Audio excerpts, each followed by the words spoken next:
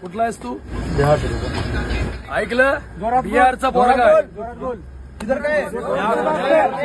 मनसेवाले गुंड आहेत, आम्ही गुंड आहेत. मनसे नेत्यांना राजसाहेबांचे आदेश आले की ते अक्षरशः जीव ओतून काम करतात.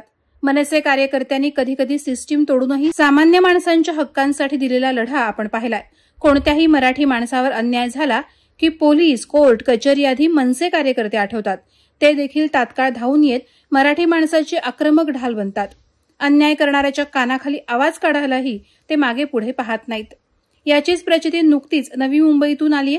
येथे घडलेल्या एका धक्कादायक घटनेनं संताप व्यक्त होतोय. मात्र मनसे कार्यकर्त्यांचे अपार कौतुक सुद्धा होत आहे. ज्वेल रोडवर चाणक्य सिग्नल जवळून मध्यरात्रीच्या सुमारास एक मुलगी रस्त्यावरून घरी जात होती. त्यावेळी बिहारमधून आलेल्या एका परप्रांतीयानं त्या मुलीच्या खांद्यावर हात ठेवला आणि तिला माझ्या रूमवर चल, तुला पैसे देतो असं अत्यंत विभत्स भाषेत विचारलं. यानंतर मुलगी भीतीनं भेदरून गेली होती.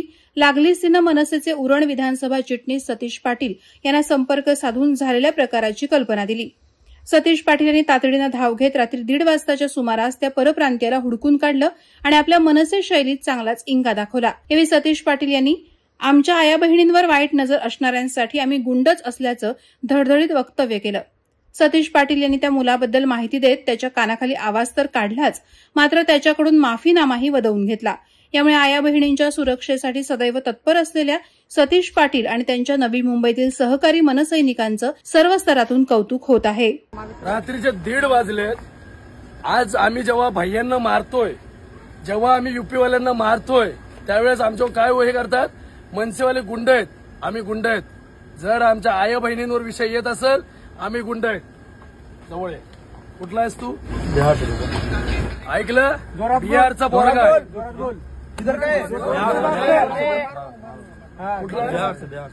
बिहारवरून पोरगा आलाय.